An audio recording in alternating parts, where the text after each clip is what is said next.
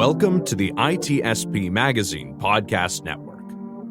You're listening to a new episode of the Leadership Student Podcast with MK Palmore.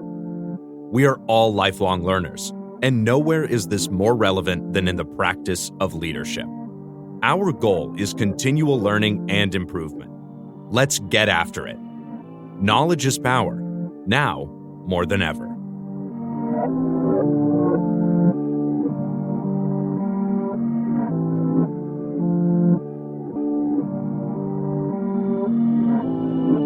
Hey folks, this is MK Palmore. Welcome to another episode of the Leadership Student Podcast. In this podcast, we try and have deep conversations about the subject and discipline of leadership with leaders in business, industry, and or private industry and across the spectrum.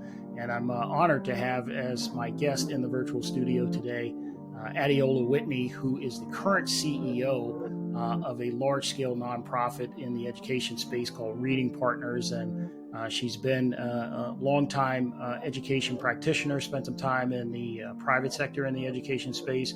But I thought it might be interesting to bring in the CEO of a nonprofit, as my experience as of late has been that operating effectively in the nonprofit space can be a huge challenge.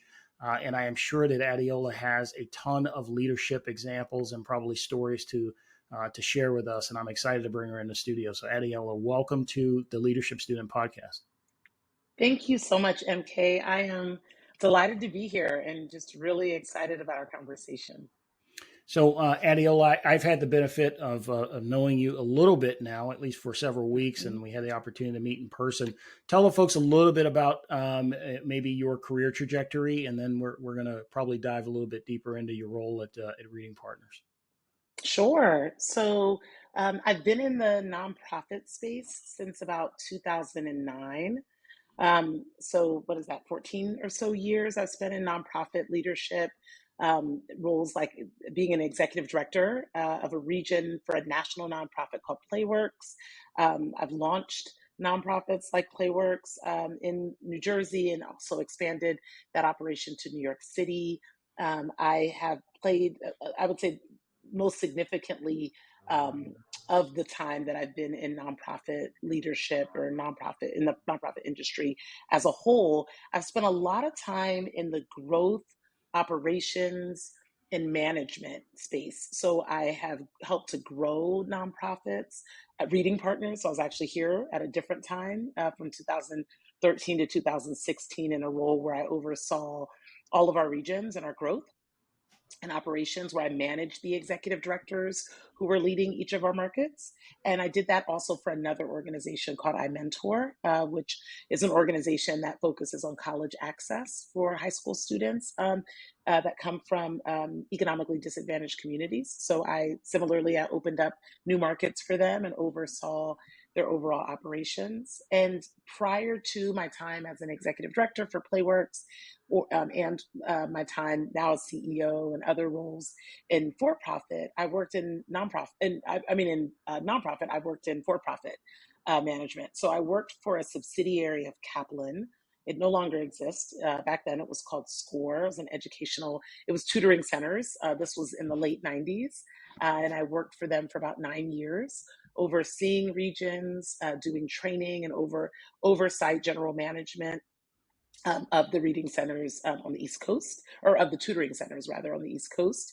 And I've also played a stint at McGraw-Hill, working for one of their divisions that specifically worked with state departments of ed to help support on testing and assessments and creating models for testing and assessments and supplemental materials for everyone from a superintendent to a family member of a student who's taking a high stakes test. So I've had a lot of varying experience in the tutoring space, in nonprofit education, in nonprofit management and leadership, and in business development and marketing and in general operations for-profit education. So tell us a little bit about your current role as the CEO of Reading Partners. Maybe talk a little bit about the organization, its size, and scope of what you guys do. Sure. I'm not being biased, MK, but this is by far one of my most favorite roles I've ever had. I'm now in my third year. It'll be 3 years in October. And as I said earlier, I've been part of Reading Partners, but in a different role from about 2013 to 2016. So I came in as CEO to Reading Partners in the middle of the pandemic in the fall of 2020. And Reading Partners is a national nonprofit organization, and we mobilize community volunteers to help support and mitigate the literacy crisis that exists in this country for early elementary age kids. So we work with kindergarten through fourth grade students who are struggling perhaps with some areas of reading, or half a grade to 2.5 grade levels behind their grade level in reading. And we provide a tutor to them 2 times a week, every single week in school, to support them in what we call the science of reading, which is the most research-based, fundamental and proven ways to teach kids how to read in this country. So unfortunately, in this country, and the reason we exist is because 80% of elementary age children will not be reading at grade level, or rather are not reading at grade level. And of that, the majority of those students are experiencing some type of economic disadvantages, or their families are. And that equals about 9 million children. So, when I think about the challenges around literacy, we do not at all purport to be the panacea, but we are one of many great solutions in this country to truly help children, and especially now, especially all that we've seen over the last 3 years with disrupted learning and children having to learn online, and just so many different challenges that children, educators, and their families are experiencing. We believe that our model is one solution to help kids get to grade level. And we also just know that, unfortunately, a child's elementary literacy level is one of the highest predictors of whether or not they will attain a high school diploma. And if they're not, and then they're predictors when young people in this country do not get their high school diploma. That impacts what careers they're going to have, how much money they'll make, how successful they'll be. So this is just, to me, this is our country's problem, right? It's not just a challenge for people who have children, but I think this is something that we all have to tackle as citizens of this country. It's a massive problem, and kudos to you guys for putting so much resources and effort into supporting the idea of getting right into the schools and sort of tackling this issue head on. So for the audience, I had the benefit of actually attending a Bay Area event for Reading Partners, and I was super impressed with just the commitment of the folks who were, part of your full-time employee workforce that supports the activities. But I was also probably much more impressed with the volunteer network and other folks who gravitate towards this as an issue of passion. And I know that's what it takes for folks to get engaged in nonprofit space, but just the level of support and engagement. I became a fan relatively immediately. How many chapters or regions do you guys have throughout the country? Because I was impressed with your footprint out here in the Bay Area. I assume that's replicated in other places out around the country. What's that look like? That's right. Yes, it is replicated. So we are in 12 metropolitan areas across the country, and you were in, I think we were in San Jose that day, but in the Silicon Valley region of the Bay Area. So that's one of our offices. We also have one in San Francisco that supports our students in San Francisco and other parts of the East Bay, like Richmond and Oakland. And then we're also in LA. So in terms of our breadth in California, and then we're in places like the South, like in, some people wouldn't consider Tulsa the South, others would, but Tulsa, Oklahoma, the Fort Worth, Dallas area, South Carolina, Denver, Seattle, Twin Cities. On the East Coast, we're in New York City, Baltimore, DC. I am sure I have probably forgotten one or two. I should have my map in front of me, but we're in 12 metropolitan areas across the country. And then our staff, we have over 500 people who work or serve with Reading Partners. And I say work or serve because it's just a little over 200 staff members, and then about 300 AmeriCorps members. And these are people who do a year of service. And for people who are like, what is AmeriCorps? Many people have heard of the Peace Corps, and those are folks doing a year of service where they're getting a stipend from the government. to go to a different country and to support work in a variety of different industries, including education and public service. Um, it's similar to that, but it's in this country. And so many of our AmeriCorps core members or volunteers, they get stipends and they are with us for an entire school year. So they're truly the face of reading partners in our schools and with our school partners, because our schools are our biggest stakeholders for whom we partner with to roll our programs out. So I wanted to give you the opportunity to give folks an impression as to the size of the organization and scope, because it I think will help as we start this conversation around leadership, give people an idea of how difficult it might be to manage all of those various resources. A combined paid, unpaid, volunteer kind of network of folks around the country, all geared towards one mission set and doing this great work dedicated to helping youth get on the right track and really get focused in on what a huge benefit it is just to, one, be able to read, and then subsequently, if you get good at it, leads to better communication skills, leads to the ability for young people, students, to better amplify their own capabilities. And I can tell you, from my own personal experience, being able to communicate effectively can lead to all kinds of opportunities for which people don't even know about or aren't aware of. And so it's a core skill. Right. Yeah, it's That's absolutely a core skill. absolutely right. That's absolutely right. And we're about a $30 million organization in terms of scope. And we're one singular 501c3, Mm-hmm. sometimes national nonprofits. Each office is a different nonprofit. We're all one nonprofit. So we have one HR team, one IT Yeah. team that all is housed at our national office in the Bay Area. And in addition to that, each region, and then we have every region that is led by an executive director, a regional executive director, that is really in charge of ensuring that the vision of Reading Partners and our mission is carried out in their specific geographical area. Yeah. Awesome. So let's start our discussion then around your leadership journey. And the first point I want to tease out is that you work for an organization for a number of years, this Reading Partners. You depart Mm-hmm. maybe to go into a different opportunity, but something aligns, and then you are either asked to come back or the opportunity is made available to you. Talk to me Mm-hmm. about the mental process about going back now at a higher leadership level into an organization you already work for, and maybe like what kind of trepidation you might have had about the opportunity and how you thought about it. Yeah, well, maybe where I'll first just start is, what initially brought me to Reading Partners back in 2013. I was an executive director running two offices for a national nonprofit called Playworks. And we worked, and they still do this work. It's an extraordinary organization, but they focus on social and emotional learning for children through play and conflict resolution. And they do things at recess and also provide after school programs.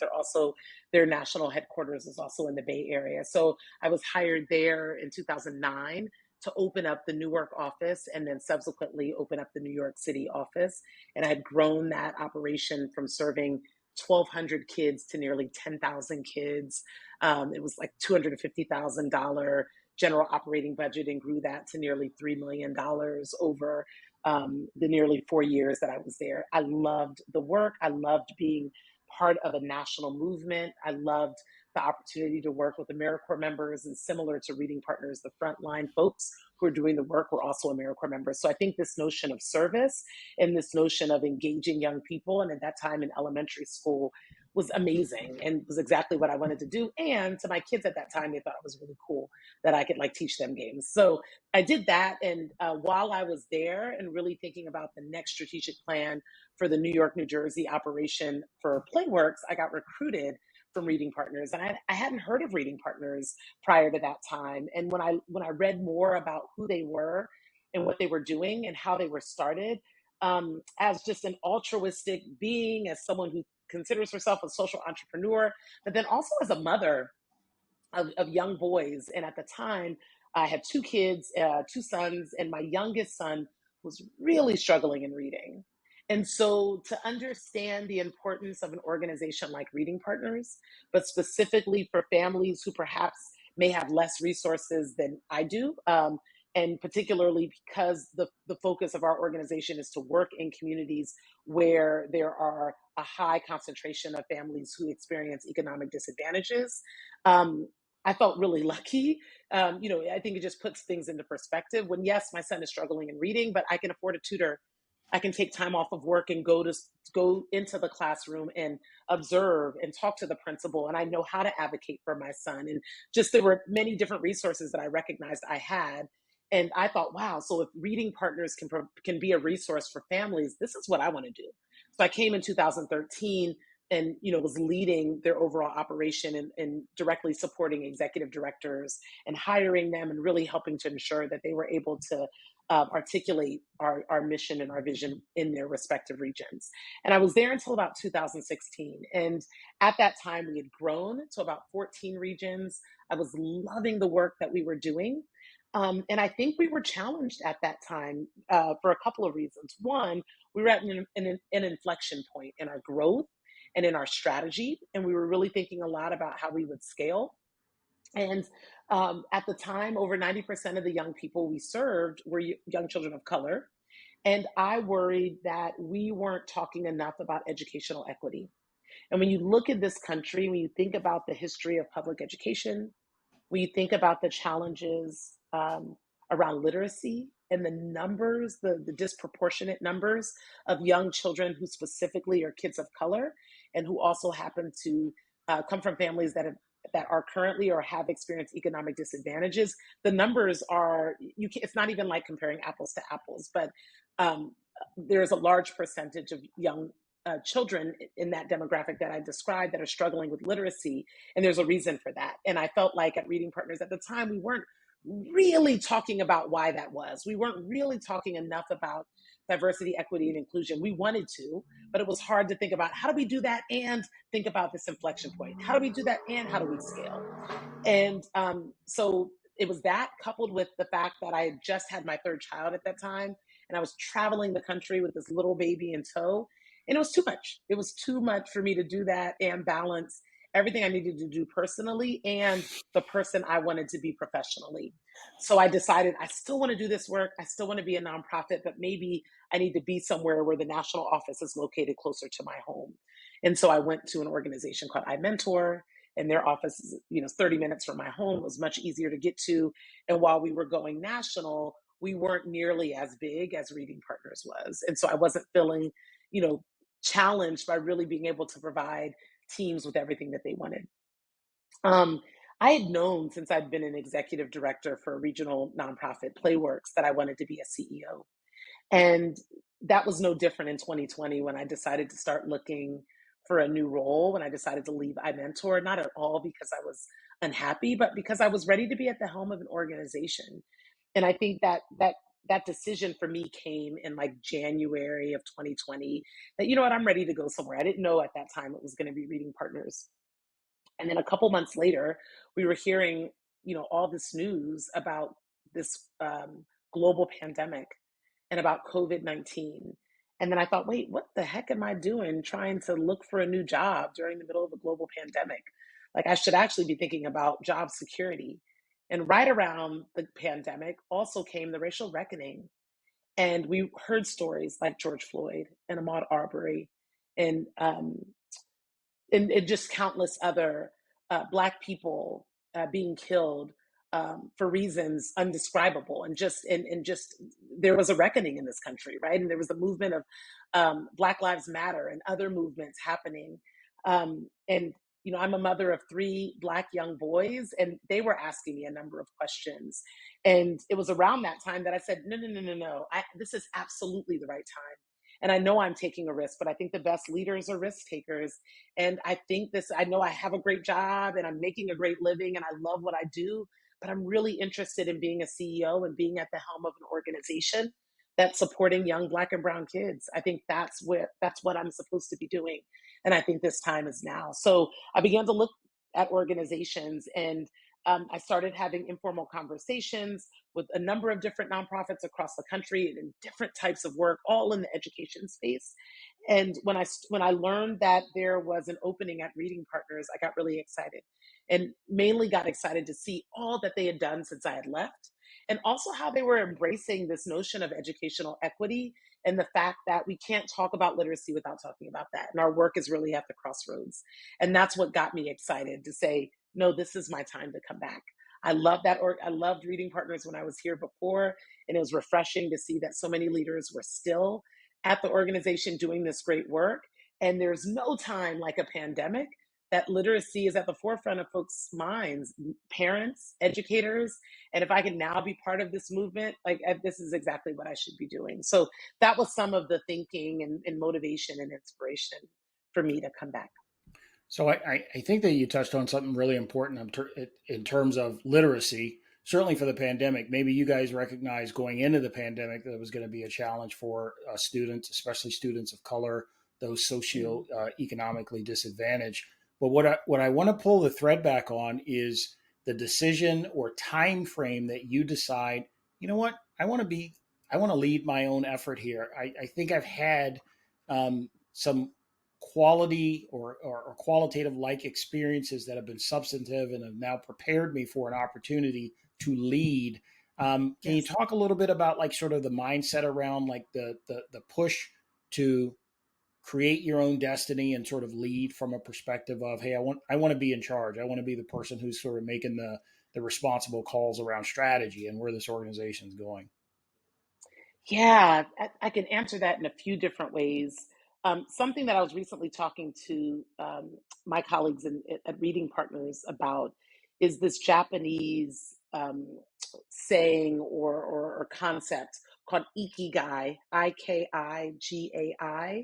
It stands for the meaning of life. And like the whole notion behind ikigai is that every person um, has a destiny. Every person is here and has a purpose, and it's really the crossroads.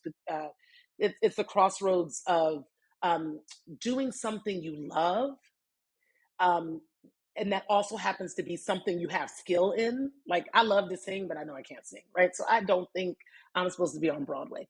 But doing something you love, doing something you're skilled at, that also being something that the world needs more of, and something you can get paid to do. And so for me, it that that it for me was is being at the helm of an organization doing something in the social entrepreneurial space because I've had a taste of it. I've been an executive director before, and I did have some level of autonomy, but at the end of the day, I wasn't determining the culture and the values and all the things that we did in the organization. The CEO, Jill Violet at the time, at Playworks was doing that. And, and I got to see what she got to do and how she worked with her executive leadership team to think about strategy and think about the direction that the organization was going and ensure that the board was playing a role in it. And then at iMentor, I got to see that firsthand. I worked really closely with our CEO at the time and got to be a thought partner to him. But ultimately, at the end of the day, the big decisions that were being made were his. And he was making those alongside the board. And so while I got to place, I've been a C-suite leader in nonprofits before, and I got to make some decisions, but I was like, I think I can do this. I really think I can do this. And I think being a CEO allows me to do that. So it's both, I think it's my time, it's the season, it's the reason, it's ikigai, and it's if you really want to be at the helm of something, lead something. And that's what I'm doing. And when I talk about leading it's not done in a silo, right? Like this isn't something that I do on my own. I don't wake up every day and say, "Oh, we're going to do these 5 things and I'm just going to make it happen." Like I have an incredible team. I have people who support me. There are people in this organization who have skills that I don't possess. And I surround myself with those type of leaders. I think of it as a team. I think of it as like, who are the people that I need to help fill out, think of old school is it Voltron or is it the Transformers? Which was like it was like the robot that was made of many different robots. I think Voltron, but I can't. Please, audience, I don't think it hold me was to Voltron. that. There's probably some fans out there who are like shaking their heads right now, but I It's think no, you're no, right. no, no. It is Voltron. Transformers, they Okay, transform like from a right. car into a robot. But you're right. It is Voltron. It was like all of these great small mighty Mm-hmm. superheroes made like this huge, and that's what I think of. Like I am a piece of the puzzle. The board is a piece of the puzzle. My C-suite is a piece of the puzzle. Our AmeriCorps members, other leaders, the executive directors, other staff are all a piece of this huge puzzle that's called Reading Partners. And to be part of it is just, it's the best job I've ever had in my life. I love it. I wake up every day really excited about this work. And it's not to suggest there aren't challenges or there aren't days where I'm like literally, holding my head in my hands, which my team knows that means it's like, oh, this is a hard day. But it's all worth it because at the end of the day, the work that we're doing is so meaningful and is so needed. And, when this chapter is over, the fact that I'll be able to look back and say, this is the work that I did in the middle of the pandemic means more to me than I can put into words. So part of the conversations I've had with others, and I talk about as a leadership writer and student of the discipline, is the mental pause that you have to take before venturing into large scale leadership opportunities. And I'm wondering if there are any tools that are in your toolkit, mental or otherwise, that you sort of take into new leadership opportunities. Like, how do you prepare mentally for it? Do you think about, hey, I need to pace myself, make sure I don't come off too strong in the first meeting? Do I need to, be reflective about, especially in my personal experience, be reflective about my most recent experience that I came from? Like, what lessons did I learn in that so that I don't carry forward, I don't know, problematic behavior or things that I do that may be a leadership turnoff for people? It's sort of learning and trying to build and not make the same mistakes forward. How do you approach that exercise? Oh, I love this question so much, MK. Um, I approach it as an actor, and I do not mean from a place of inauthenticity. But in college, I was an English and African American Studies major with a concentration in fine arts, or in performing arts, rather. And so I was in a lot of plays. I wrote a couple plays. And one thing that I learned about being on stage is the importance of connection.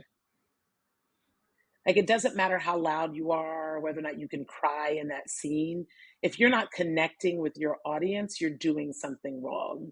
And I would argue that like the most authentic you can be is actually when you're acting, because I think the role, the emotions you emote have to come from someplace. You can't just make it up. So I think similarly, when I am giving a speech to 500 people. We have these things at Reading Partners called all RP calls, all Reading Partners calls, where every person in the organization gets on the Zoom call together, and I do a 5-minute reflection. Like, I think about, what is an AmeriCorps member who's in Tulsa thinking right now?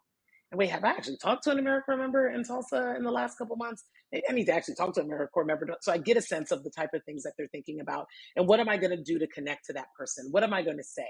So I think I do kind of go back to some of my acting days. And connection is about like how you're saying a thing, your inflection, knowing what other people are inspired by, and not just relying on my own inspiration. I'm inspired by a set of things, but that's not everybody else's inspiration. Understanding the why of the people in my organization and connecting what I'm saying to that why. One of my former colleagues, who's now, I think she works at KIP, I'm going to say her name because she taught me this, her name's Ashawa Helton. We worked together at iMentor, and anytime she was also, she led program for iMentor. She was a chief program officer. And when we were thinking about messaging or going, in front of the entire organization to do a thing, or thinking about change management, she would always say, what is the WIFM? What is in it for me? And not me as a C-suite leader, but what's in it for our staff? How am I as CEO connecting this strategy, this 3-year plan, to our staff, to an associate, to the person in the organization who may not have the same level of privilege and decision making? How am I connecting it to them? How is what I'm saying resonating with that person, not the person who I speak to every single day, right? So that's some of what I think about when I'm talking. And then I think even bigger than that, I guess to your earlier question, MK, how did I think about going into this role? People talk about imposter syndrome. And I just listened to a really interesting Reshma. I'm forgetting her last name, but she started Girls Who Code. She had just done, she was just speaking at a graduation, and she talked about how made up imposter syndrome is, but that's another conversation for another day. But I feel like imposter syndrome being made by people who are in power. and that is it real? And so we can argue about whether or not it's real. But the point of why I'm bringing up imposter syndrome is that one could argue that everybody has some of it or has it to an extent. And Right. I think when I feel like I'm walking into a room and I get nervous or I begin to sweat, or when I'm thinking about a big role that I'm taking on for the first time, I've never been a CEO before, what brings me comfort and like what I have to like where I have to ground myself mentally is I say to myself, so I go by Ola, I'm Adeola, but I also go by Ola. I say, Ola, you don't have to know it all. Like and in fact, it's actually really great when you let people know you don't know. And so I'm just really vulnerable and transparent. I don't make shit up. It's okay that I curse. I don't make things up. Right. If I don't know, I say I don't know. And I say we're going to figure this out. Or I say, what do you think about this? I think of myself as a continuous learner. And I think that's one of the key ingredients that make really great leaders. I do not pretend to know it all. I am only as good as the people around me. And I truly believe that the best leaders listen. So as I was mentally preparing for my time coming back to Reading Partners, what I did not do was say, Ola, you've been there before. You've been there for 3 years. You know what to do. You're going to go in there and you're going to do all these things. That was actually the opposite. Like I have some ideas and some things that I want to do, but it may not happen right now because the first thing that I need to do is go in and listen. So I did a 90-day listening tour and spoke to every single person in the organization, some in small groups, some one-on-one.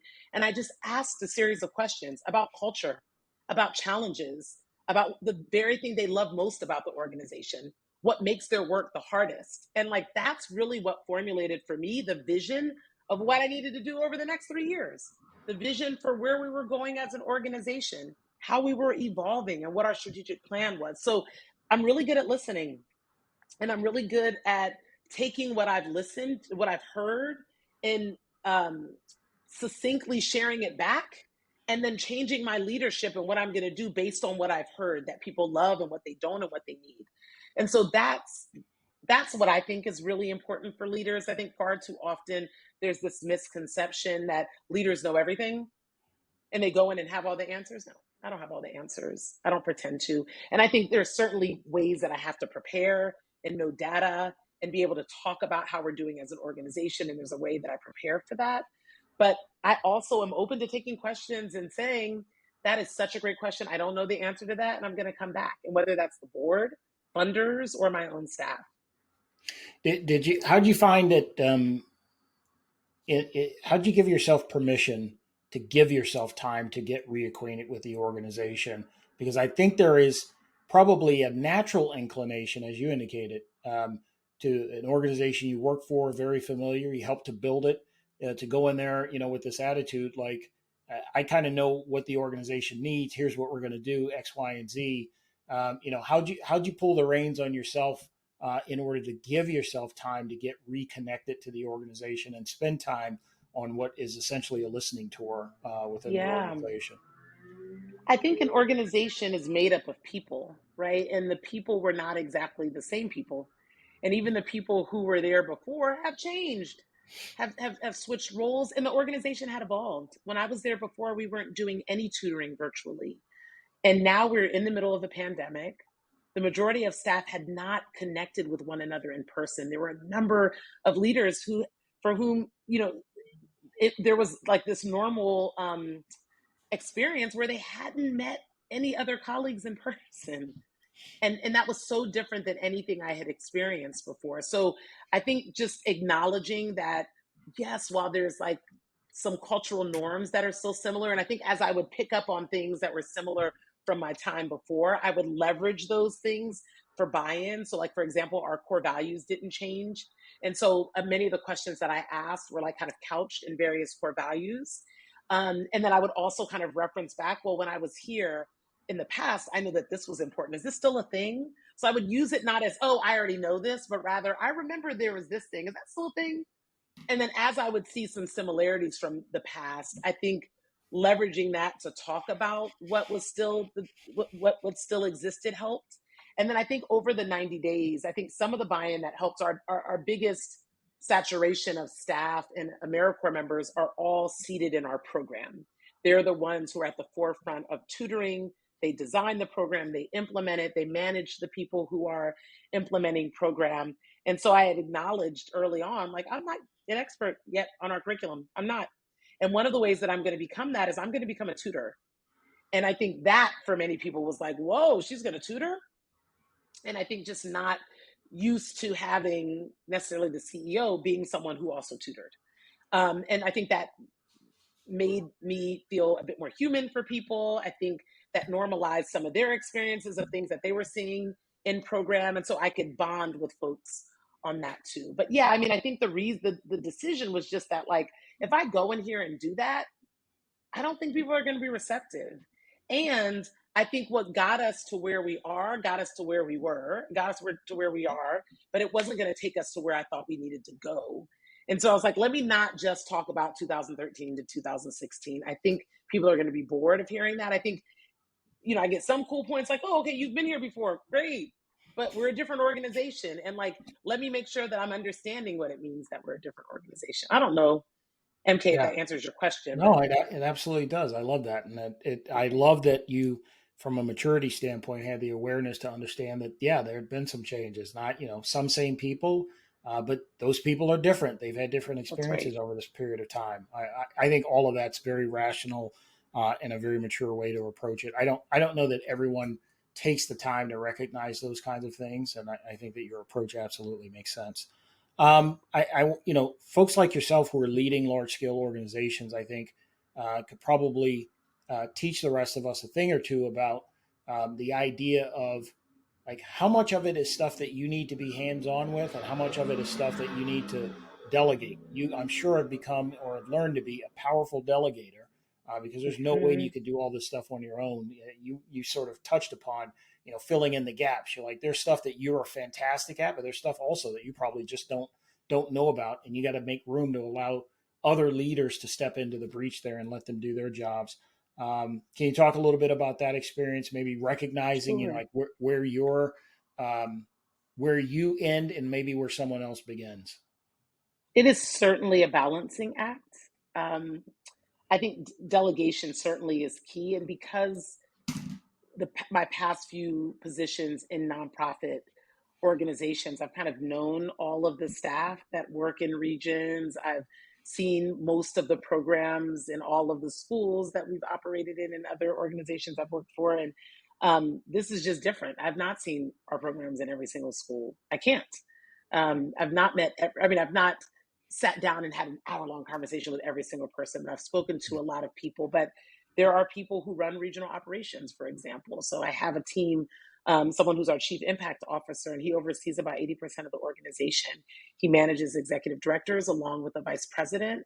And they are the people who visit regions much more than I do. So I will go to regions, but I also, defer to them of tell me what would be the most impactful thing that I can do. Tell me what I need to know as I go into this region. And then also asking those same questions to the executive director. So I think also recognizing that there's a distinct role that I play. There are some things that I do really well that people oftentimes want me to do. And sometimes that's like, going to the Silicon Valley region's fundraising event where I got to meet you in person and talking about our vision, talking about our strategic plan, because it was still so new, right? And we were just rolling it out. And so the executive director, Felicia, saying, no, I really need you to come in and do this thing. So I think giving people agency to almost dictate and manage up to me and let them know what role I can play, I feel like feels really empowering to people as opposed to me dictating, this is what I'm going to do and this is what I'm not going to do. It's less of that. And I think of my role as I work for every single person in this organization. How can I be helpful? So that's one of the ways that I think about it. And I am not the only person in the organization who shares a vision.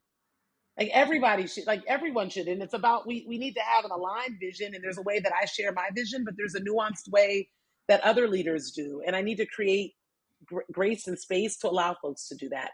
So for example, we have, as I mentioned earlier, an all RP call that we have a Zoom meeting with every single person in the organization. And in that meeting, it's 90 minutes. And I probably talk for 5 to 10 minutes of that. When I first came into the organization, I was probably speaking for about 30 to 45 minutes. People wanted to know a bit more about me. People had questions and wanted to know what was changing, right? So to be able to like take myself out of it a little bit and not make it about me, and instead bringing other leaders and having them share their stories and talk about their whys or share some successes and gratitude, I think just goes so much further for everybody.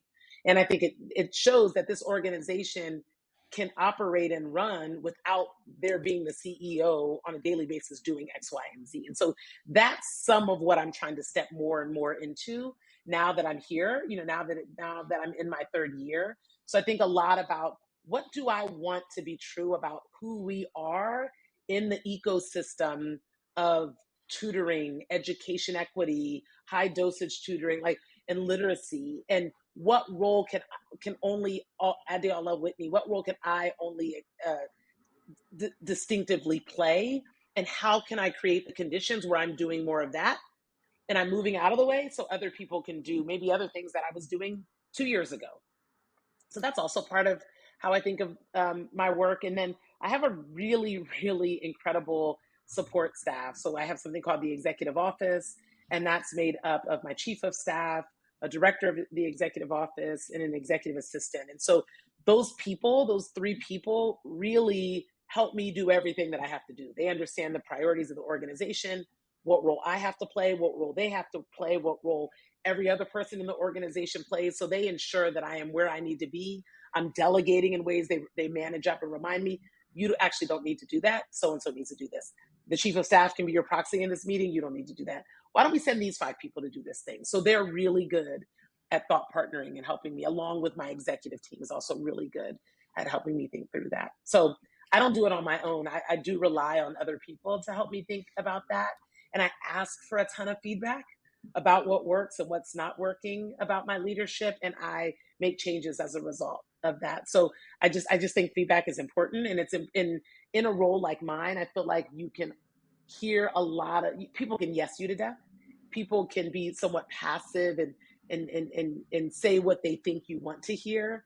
And if you lead in a way to say, look, there's a lot that I don't know. Like, no one knows how to run this reading center better than you. I'm not coming in here to critique you. I'm coming in here to learn. I'm coming in here to understand, what are you doing? What's the magic of how you've been able to tutor 65 kids this year? Tell me more about that. Tell me what we need to do to be better, as opposed to me coming in and saying, oh, you're not doing these 5 things. No one wants to hear that. There are other people that can do that, right? Like, I don't think that's the role that they want the CEO to play. So I really try to be cognizant of asking the right questions to people, checking in on how they're loving their work and what they're not loving about their work, and ensuring that other leaders can help support in the areas that are hard, and the things that they love, making sure we're doing more of. How do you keep your talent effectively engaged? And let me tell you why I'm asking this question. There's a, I believe, misperception that the talent in the nonprofit space isn't as talented as the folks that you might find in private sector work. I think that's an oversimplification of something that people go in. I think nonprofit space for lots of different reasons, and I think those passions typically override their desires to work in the private sector. So people are there for a reason. So you've got actually the passion piece locked up, which is something in the private sector that they fail to capture again and again. Typically, people might be working for some big corporation. They aren't necessarily passionate about what they're doing. They might be well paid or well compensated, but you don't get their life's blood engaged in what it is that they're doing. Whereas in the nonprofit space, there's always this component of like, people are doing this work because they believe in it. It's right. A big deal to them. It matters to them. And, oh, by the way, maybe there's a compensation component added to it if you're lucky. How do you keep your talent motivated? Or what's been your experience with like sort of keeping folks engaged and on point, on mission, where you don't have like the tools and levers that maybe folks in the private sector have available to them? Yeah, and that's such a good question, MK. And I would say, I mean, I don't know, I don't recall the number of nonprofits in this country. There are a ton. I mean, hundreds of thousands, millions, probably. I don't know the number, but what I do know is that I feel like I sit in a really privileged seat. We are $33 million organization. We've just gone through a compensation analysis and an equity study to ensure that we're paying people equitably and competitively. because over the last couple of years, the people that we have left, a number of them have left to go to higher paying jobs. So now that we are in a place where we're paying even more equitably, and I'd say even before that, our relative to many organizations, we were paying somewhat competitively. We're now paying even more competitively. That matters. Like what people are paid matters, even in nonprofit organizations when they're doing work that happens to align with their passions. That is a big deal. And I also think really understanding people's motivations and desire for the work and ensuring that they can continue to learn and grow and that the work that they're doing creates professional development opportunities for them. Those are the type of things that I think seem important to me. And those are the things that feel important to me as a leader, to make sure that I am checking in on with the people who I get the privilege of leading. And, for my executive team, and even I would say for a number of our executive directors who lead our regions, there's a large percentage of them who've had time in the for-profit industry. Mm-hmm. So we have people who've worked in for-profit industry. And I think more and more nonprofits are really being just as competitive as many for-profit companies at attracting really great talent. And I get excited when we have, roles in my organization and I've seen that 9,000 or 1,000 people apply. That's huge for us. And that's bigger than we've ever seen before. So there's something we're doing right. I think we're attracting people because the work we're doing is great. It's an exciting time at the organization.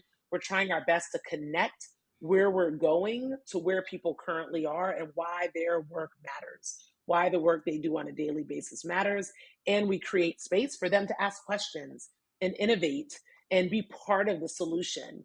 And we think about equity and how we pay and in benefits. And we're constantly trying to find ways to improve our benefits and our support to people. So I think it's that. I think it's like we listen to what people want and we try our best to create the conditions to ensure that what they want meets what we can offer. So those are some of the things that I think about. I take coaching and professional development really seriously. I take feedback seriously. I think every single person on my team knows that I'm only as good as the people next to me. And I get better because of them. Like I become a better CEO and leader because of the people who I am just honored to be able to lead. And I just think leadership is reciprocal and that learning is reciprocal. So that's how I just enter spaces. And I also think when I'm interviewing, I'm selling them just as much as they're selling. It should be reciprocal. It shouldn't just be a candidate selling them. Like, what is in it for them? Like, how can I get them excited to want to work on my team and in this organization? And I think of that when I go into interviews. And then lastly, I just think when people leave an organization, as leaders, we should be thinking, people don't quit their jobs, they quit their bosses. And so I think that even when people move halfway around the world for really good reasons, I always think about what could I have done better for that person. And when I think about that, that only helps me be better for the next person coming in. So I think we have a responsibility to do that. And it's easy to make excuses. Oh, well, they moved to Ethiopia. Oh, well, they blah, blah, blah, blah, or their whatever, their life situation changed. That can be true. And still, it's important as a leader to think, what could we have done differently? What could we have done better? How can we make this better for the next person coming in? So I want to go down the pathway of sort of talking about your experience being a high-performing woman of color and your experience in industry, nonprofit or otherwise with one, you got some clear chops. You got some leadership capabilities, right? Folks recognize that. To some, I've heard stories that things like that can be intimidating to other people. Like, what's been your experience leading as a woman of color in the space that you're in?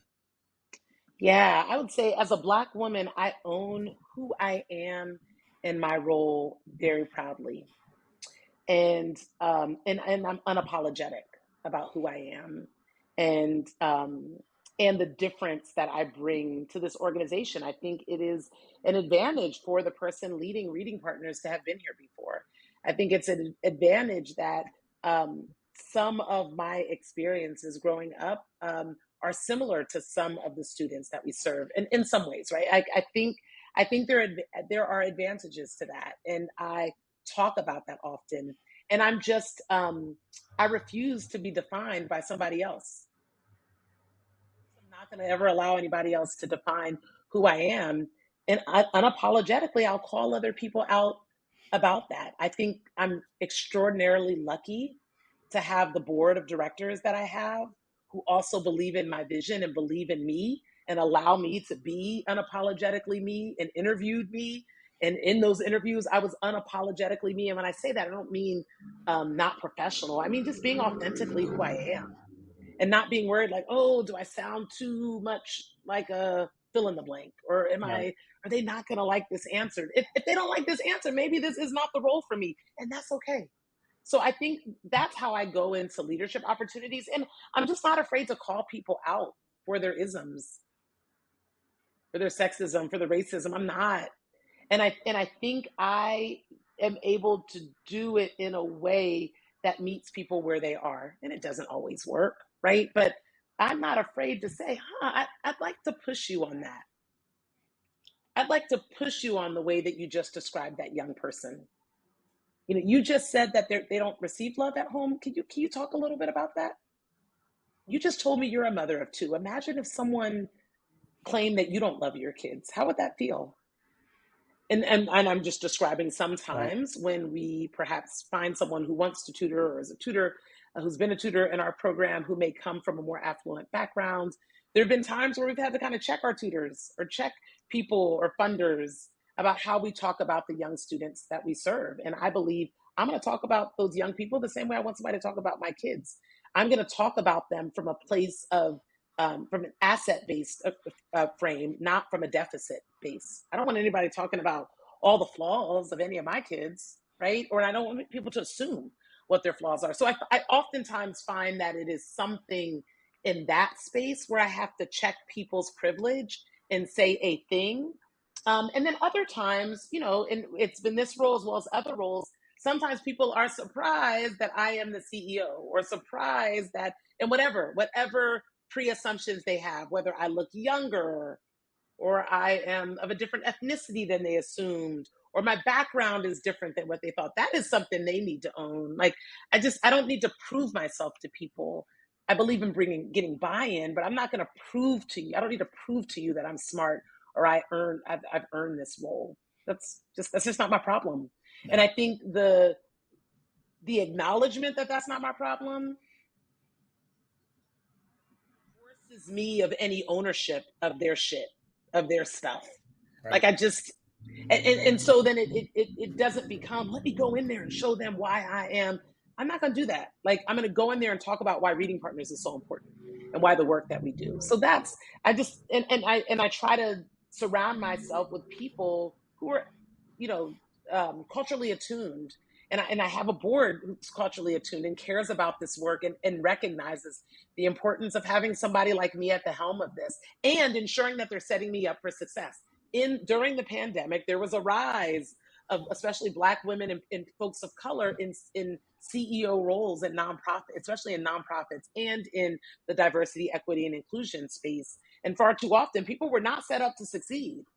And they were like, okay, you think somebody of color or a woman should be running this? All right, we'll give it to you. We're not going to set you up to succeed, but we're going to give it to you. And that's just setting them up to fail, right? So thankfully, that's not been my experience because of the board, because of the leadership that I have. Oh, such a great observation, I think, of, it's not enough, I think, just to take those non-substantive steps, identify people of color for these leadership positions, but you got to do the right thing and prepare them for success. Remove the blockers, make sure that you support these leaders that you're bringing on board. So I got to tell you, I love it. You're probably one of the more authentic, confident folks that I've come across, certainly in this leadership series of interviewing folks. And I love every bit of it because I have a saying that I tell people all the time, and something I've developed over the years, which is know yourself before you go in the room. Understand who you are, what it is that you're bringing to the table. It takes, you described it in a very colorful and very different way, but it alleviates you of having to, I think, explain yourself to people, but it also in a self-reflective way is a recognition of, understand how you show up in the space. And then you can, understand how people might respond to who you are, and you can sort of pivot effectively from that. Fantastic. Adeola, I think we probably just touched on a fraction of the things that I wanted to cover with you. But maybe we can tee that up, and I can already preemptively ask you to maybe come back to the Leadership Student Podcast at some point so we can continue this conversation. Loved every bit of I it. would love that. Tell the audience how they can find you, maybe even, amplify the Reading Partners site or anything that you want to do in terms of how folks can. I would love that. Yeah. So I would really love to come back, seriously. So let's figure out if there's ever a time for that. And Reading Partners. So first of all, we're always looking for volunteers, especially now as we're about to embark on some summer programs and get prepared for the fall to serve students. We're going to be serving about 10,000 kids next year. And so anyone who has an hour a week, and even if they can't physically get to a reading center, but you want to make a difference, we will train you. You don't have to have education experience. You have a love and passion for young people and the belief in their potential, and to be able to, of course, pass a background check, because that is critically important. If you're interested in learning more about the volunteer opportunities or just about Reading Partners and where we're located across the country, because I probably did leave off one or two of our markets, you can go to www.readingpartners.org to learn. And you can also go to our Instagram handle, our Twitter handle, our Facebook, all of that. You can find Reading Partners. You can find me on LinkedIn, Adeola, Adeola Whitney. Yeah. And you can find me on this podcast, but you're here. If you're listening to this, you're already here.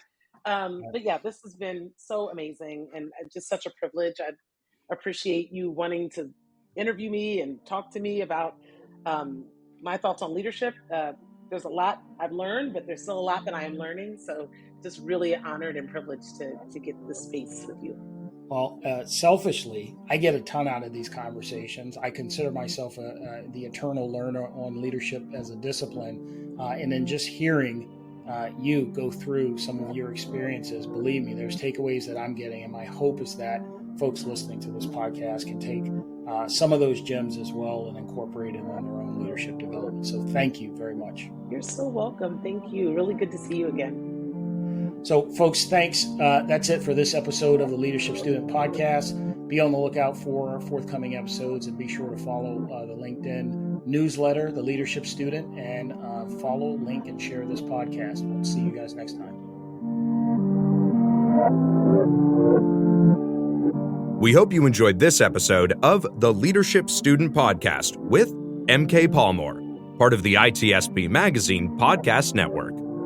If you learned something new and this conversation made you think, then add this show to your favorite podcast player, subscribe to the ITSP Magazine YouTube channel, and share the ITSP Magazine Podcast Network with your friends, family, and colleagues. If you represent a company and wish to connect your brand to our conversations and our audience, visit itspmagazine.com to learn how to sponsor one or more of our podcast channels. We hope you will come back for more stories and follow us on our journey.